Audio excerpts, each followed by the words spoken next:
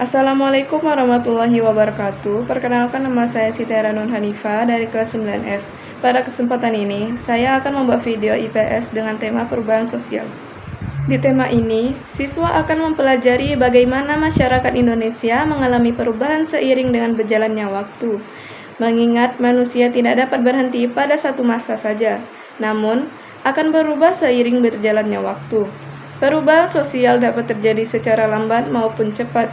Biasanya, perubahan sosial juga akan melibatkan perubahan budaya yang ada dalam masyarakat. Misalnya saja, pada masyarakat tradisional menuju modern.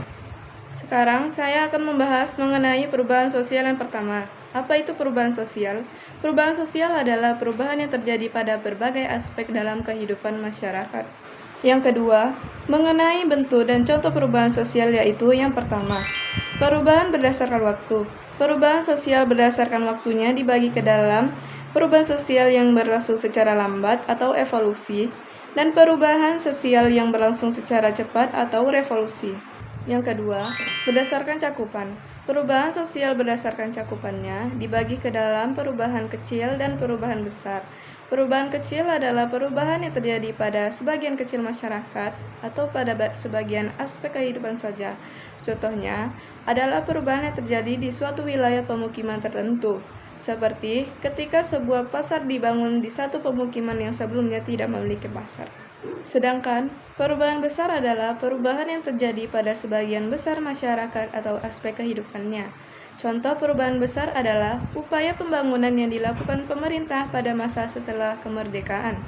Pembangunan tersebut berdampak pada berbagai aspek kehidupan seperti ekonomi, pendidikan, transportasi, teknologi, dan sebagainya. Yang ketiga, berdasarkan perencanaan. Perubahan sosial berdasarkan perencanaannya dibagi ke dalam perubahan yang direncanakan atau planned change dan perubahan yang tidak direncanakan yang disebut unplanned change. Yang pertama, perubahan yang direncanakan adalah perubahan yang terjadi atas kehendak dan perencanaan yang dilakukan oleh pihak tertentu.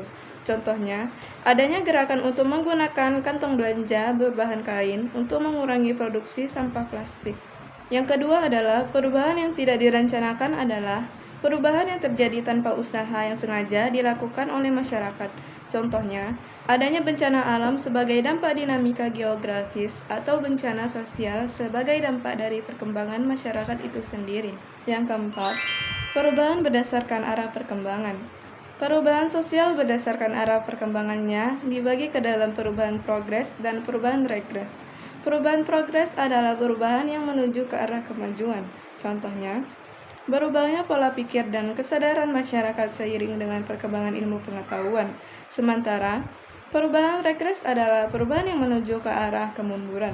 Contohnya, berubahnya kesadaran dan sikap masyarakat terhadap alam seiring dengan perkembangan zaman. Yang ketiga yaitu mengenai penyebab perubahan sosial. Seiring dengan berjalannya waktu, masyarakat mengalami perubahan yang diakibatkan oleh faktor internal dan eksternal. Yang pertama, faktor internal. Faktor internal adalah faktor penyebab perubahan sosial yang berasal dari dalam masyarakat. Faktor-faktor tersebut adalah perkembangan jumlah penduduk, munculnya penemuan baru, dan terjadinya konflik di masyarakat. Yang kedua, faktor eksternal.